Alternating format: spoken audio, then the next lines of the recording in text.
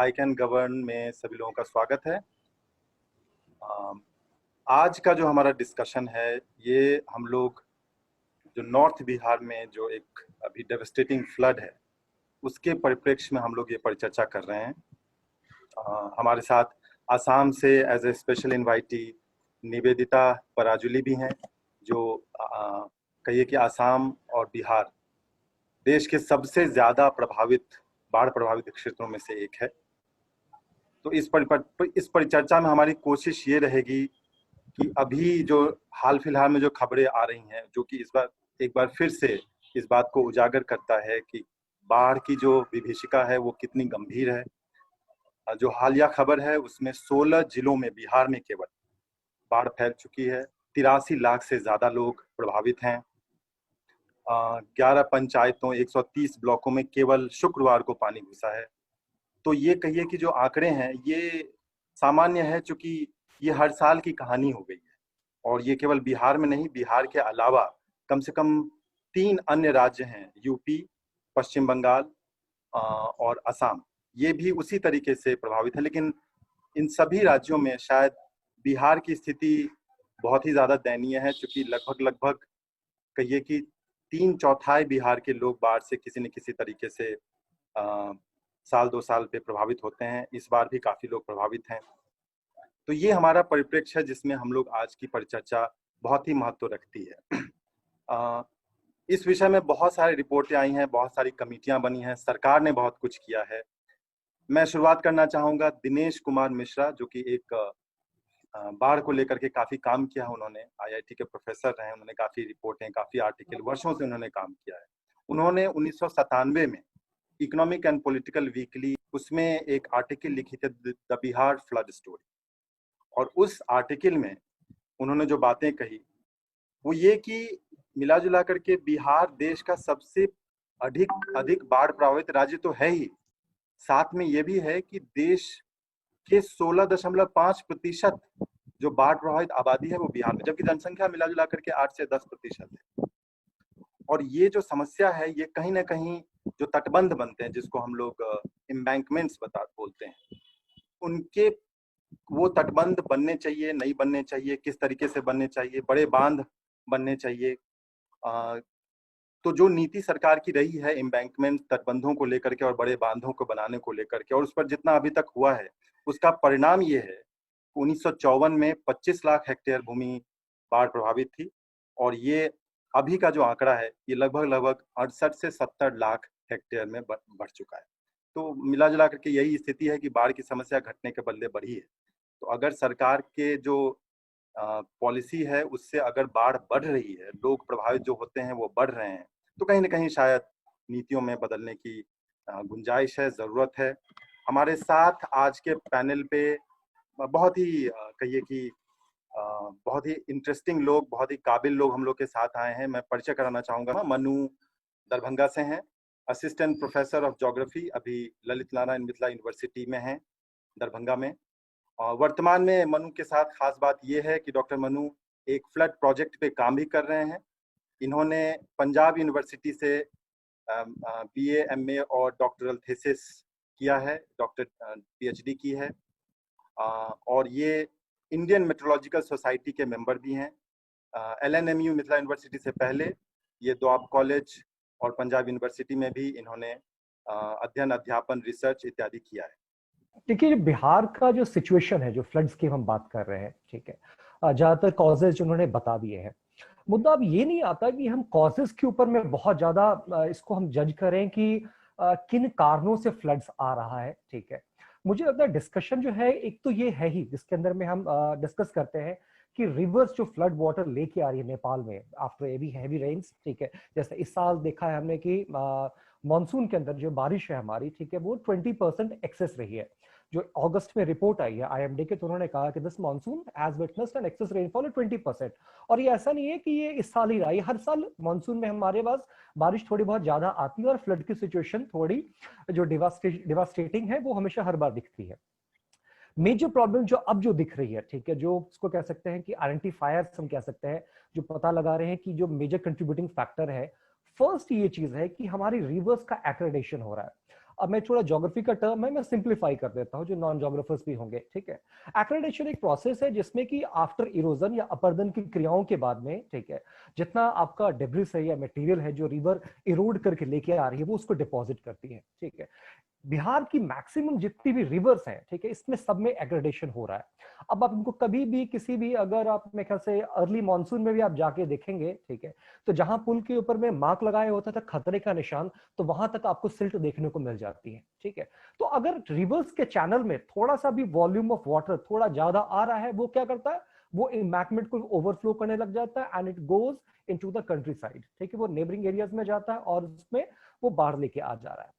अब प्रॉब्लम ये है कि अब हम लोग क्या फोकस सिर्फ रिवर्स के ऊपर में करें? क्या रिवर्स मेजर फैक्टर है जो फ्लड को डिजास्टर बना रहा है क्या? पहली चीज तो मैं मानता ही नहीं कि फ्लड इज अ डिजास्टर, ठीक है, फ्लड इज एक्चुअली हैजार्ड। उसके बारे में शुरू से गलत परसेप्शन रहा है कि एक फ्लड जो रिवर्स है वो फ्लड लेके आ रही वो डिजास्टर क्रिएट करेगी, नहीं, ऐसा नहीं है, ठीक है। आप वर्ल्ड की जितनी भी मेजर सभ्यताओं को देखेंगे, ठीक है, तो वो रिवर्स के बगल में बसी है और उनमें हमेशा फ्लड आता है, भले वो नील का हो, रिवर नाइल हो, चाहे हमारी अपनी रिवर बागमती, हम दरभंगा में रह रहे हैं, ठीक है, हम टीचिंग एट दरभंगा, तो यहाँ पे भी जो सभ्यता जब बसी है, ठीक है, तो वो इस रीजन से रही है क्योंकि ये रिवर फ्लडेड होती रही है, ठीक है, and flood has its own benefits, ठीक है। And another thing is you can not interfere into the works of a river, ठीक है, यू कांट जज अ रिवर। आप रिवर को ये नहीं कह सकते कि उसके प्रोसेसेस गलत है, क्योंकि उसका प्रोसेस इतना इंपॉर्टेंट है, ठीक है, it's contributing your culture, it's contributing to your civilisation, it's contributing to the formation of delta in Bengal, ठीक है। हम सिर्फ इसको पर्सपेक्टिव एक बिहार के छोटे से रीजन में देख रहे हैं, but if you look at the course of the river, ठीक है, starting from Nepal and reaching out to the Bangladesh, ठीक है, तो रिवर का अपना एक इंपॉर्टेंट जर्नी, उसके जर्नी, और हम क्या है, हम उस जर्नी के बीच में रह रहे हैं। प्रॉब्लम क्या हो रही है? प्रॉब्लम यहाँ पे ये हो रही है, ठीक है, कि फ्लड्स हैं वो धीरे धीरे डिजास्टर में कन्वर्ट होती जा रही है, ठीक है। And most important thing, who are at risk, ठीक है, जब हम कभी भी रिस्क की कैलकुलेशन करते हैं तो उसमें दो ही पैरामीटर्स आते हैं, दैट इज, और a risk is a product of hazard and vulnerability. अब इसमें हमारा हैजर्ड वो तो है हमारे रिवर्स और उसका वॉल्यूम बहुत सारा, ठीक है, एंड उसमें जिसको कहते हैं फोर्सिंग फैक्टर, तो वो है हमारी मानसून की बारिश। अगर भारी वर्षा हो रही है तो नदियों में आपका जल अधिक अत्यधिक आएगा और वो ओवरफ्लो करेगा, ठीक है। इन चीजों पे हम कंट्रोल नहीं कर सकते हैं आप, ठीक है, रिवर के रास्तों को नहीं कंट्रोल कर सकते हैं। अनदर थिंग इज, जो गवर्नमेंट ने शुरू से, इवन इनफैक्ट मैं कहूँ कि ब्रिटिशर्स के टाइम से जो डिस्कशन रहा है, ठीक है, हमारे इसमें भी थोड़ा सा ना एक कॉन्फ्लिक्ट आता है कि बिहार कैसे परसीव करता है फ्लड को and how the literature of the West have treated floods, ठीक है। तो ब्रिटिशर्स ने हमेशा फ्लड्स को एक डेवास्टेटिंग वैसा कहा है, ठीक है। इवन ब्रिटिशर्स ने ये भी कह दिया था Kosi is the sorrow of Bihar. As such कभी आपको बिहार के लिटरेचर में कोसी को या किसी भी नदी को बुरे या अपशब्द कभी भी नहीं कहे गए, क्योंकि हमेशा उनको अच्छा नाम दिया गया है। क्यों? क्योंकि वो बहुत हमेशा हमें बेनिफिट्स देती रही है, ठीक है। तो ब्रिटिशर्स के टाइम से जो हमारे स्ट्रक्चरल मेजर्स जो थे, ठीक है, किसी भी चीज को कंट्रोल करने के लिए जो स्ट्रक्चरल मेजर्स अडॉप्ट होते रहे, जैसे कि एम्बैंकमेंट बनाते रहे, ठीक है, या हम डैम्स बनाते रहे, दे हैव एक्चुअली फेल्ड। मैं आपको लास्ट ईयर का एग्जांपल बता रहा हूं, ठीक है। There is a place close to Muzaffarpur, ठीक है, जहां पे जगह इसको कहते हैं औराई, उस जगह का नाम है, ठीक है। Reverse actually keep migrating. यहाँ का जो बिहार का, नदन बिहार का जो रिवर सिस्टम है, इसको कहते हैं this is anabranching river system, ठीक है। They keep changing their courses, ठीक है, दे माइग्रेट अ लॉट, ठीक है, एंड उनके कोर्सेज के अंदर में अब चेंज होने के बहुत सारे कॉजेज हो सकते हैं, ठीक है। एक जो सबसे एविडेंट कॉज है वो एक होता है टेक्टोनिक एक्टिविटी, या कह सकते हैं सिस्मिक एक्टिविटी है। सीतामढ़ी के पास में एक फॉल्ट लाइन है और हमारे पास में ईस्ट पटना फॉल्ट लाइन है। अब सीतामढ़ी फॉल्ट लाइन क्या है? दैट इज अपथ्रस्ट, वो सारा का सारा रीजन ऊपर उठता जा रहा है, and east Patna fault line है वो सारा का रीजन वो नीचे धंसता जा रहा है। तो रिवर्स जो है, चूंकि इम्बैलेंस है एरियाज के अंदर में, ठीक है, तो रिवर भी अपना कोर्स इस वजह से भी चेंज कर रही है, ठीक है। अब इसके एन नंबर ऑफ कॉजेस हो सकते हैं। मेरा पॉइंट ये था कहने का कि structural measures have actually failed. Last year भी था जो औराई के पास में कॉफर बांध बनाया गया था, ठीक है।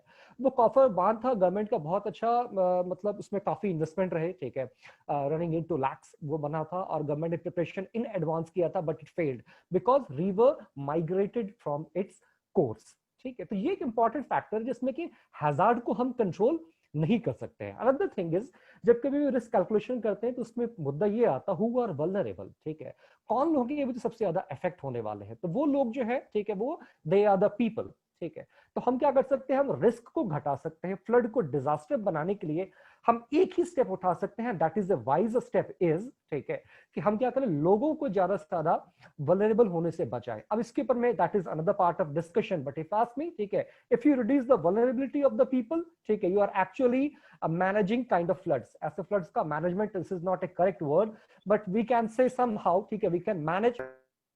या फर्स्ट थिंग इज, ठीक है, जो आप बात कर रहे हैं सर एम्बैंकमेंट की, ठीक है, हाँ, स्ट्रक्चरल मेजर्स का एम्बैंकमेंट को बनाना, रिवर वाटर को चैनलाइज करना या उसकी सिल्टेशन करना is a very good option, ठीक है।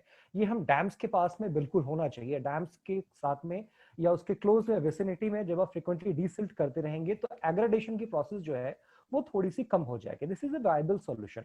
अनदर थिंग इज, जो मुझे लगता है कि इसके ऊपर फोर्स करने से बेटर है, ठीक है, हम नेचुरल मेथड्स के ऊपर में ज्यादा करें। मैं एग्जांपल यहाँ कोट करना चाहूंगा, एक आर्टिकल भी इसे बहुत अच्छा, अनुपम मिश्र जी का, ठीक है, that he has talked about कि किसी समय में सीतामढ़ी से लेके चंपारण तक के अंदर में, ठीक है, एक पूरा नैरो ट्रीज का बेल्ट होता है, इसको कहते हैं चार कोसी झाड़, ठीक है।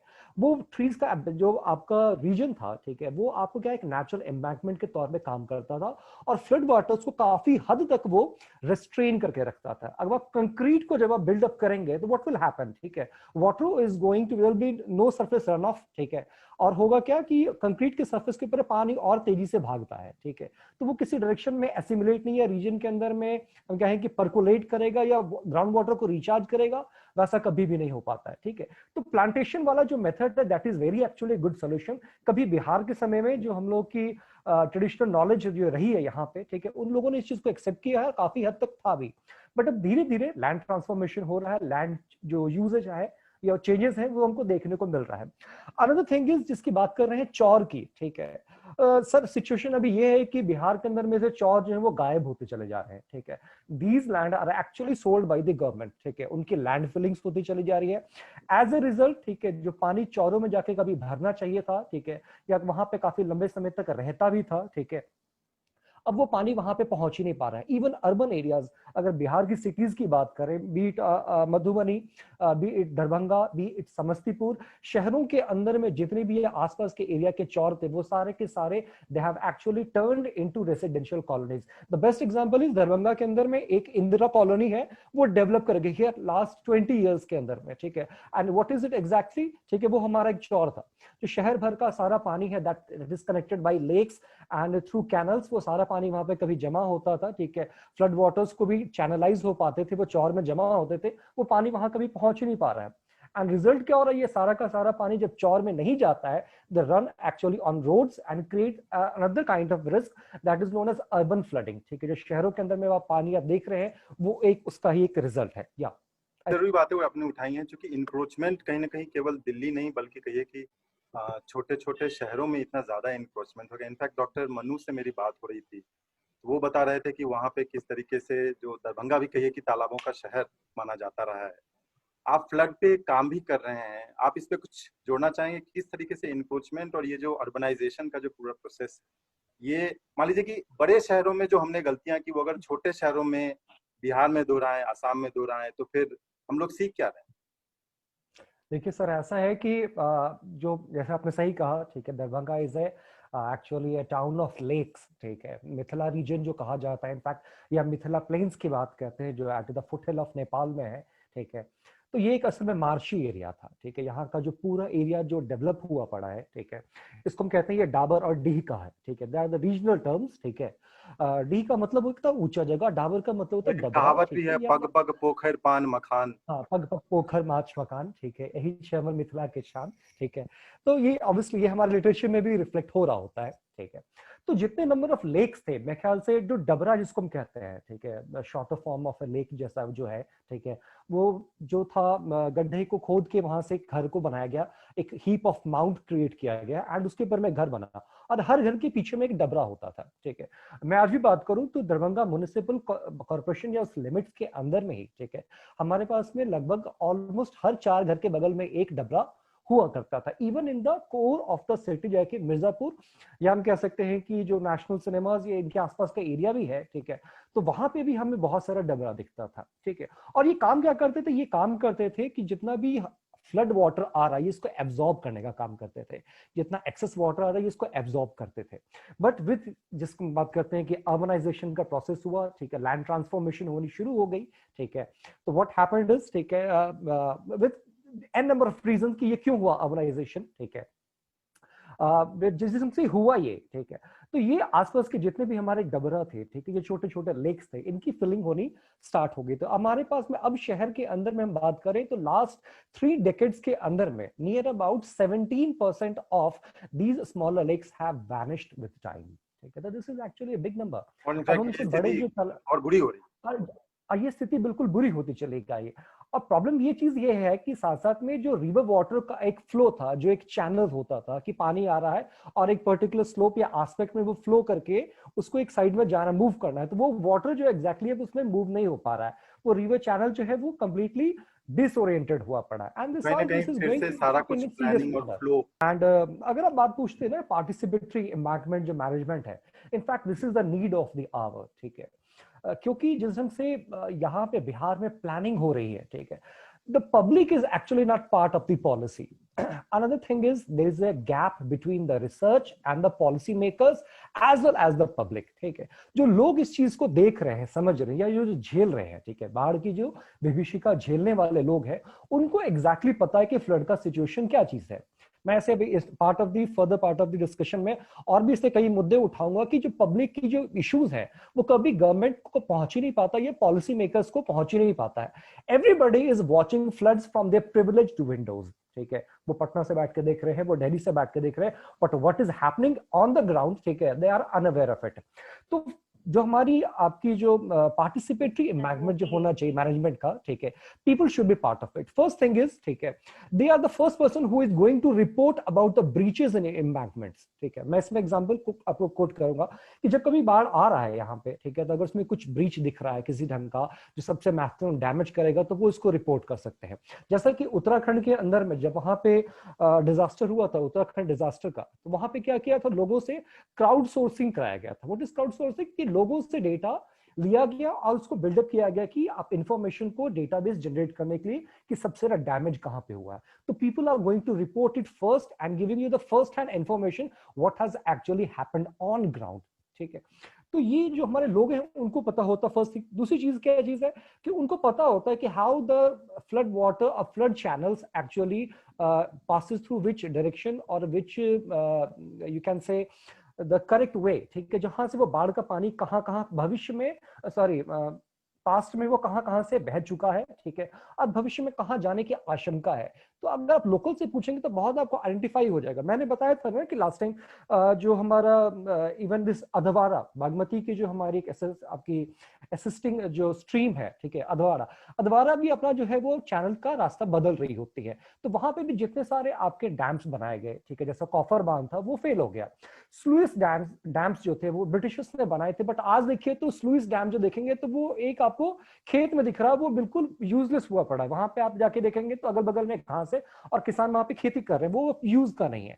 तो रीजन बीइंग क्या चीज है कि वहां से रास्ता बदल लिया। अच्छा, हम एक आध सवाल और लेना या मुझे लगता है कि सर जो करना चाहिए, ठीक है, जो नीड ऑफ द आवर है, ठीक है, वो ये है कि हमें कम्युनिटी कैपेसिटी बिल्डिंग पे ज्यादा काम करना चाहिए, ठीक है।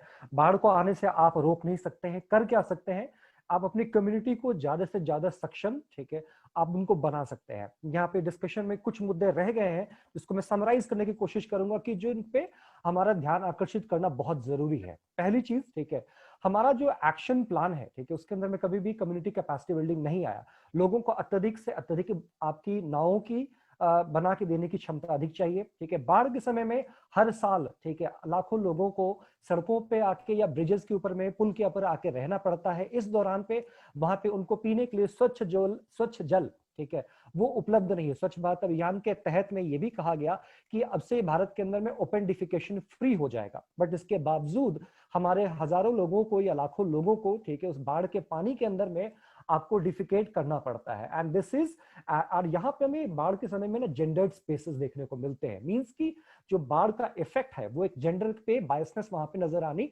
शुरू हो जाती है। It is differently experience. तो आप देख सकते हैं महिलाओं के लिए सबसे अत्यधिक समस्या है, क्योंकि बाढ़ के समय में वहां पे उनको 1-1 किलोमीटर आपको डिफिकेट करने के लिए या यूरिनल्स के लिए जाना पड़ता है। तो ये एक बहुत बड़ी समस्या है, ठीक है। साथ साथ में उनके ऊपर में ये भी चीज है, they have fear of crime against women as well as fear of crime against juveniles also. और इस समय में क्राइम का रिपोर्ट होना जो है वो बहुत डिफिकल्ट हो जाता है।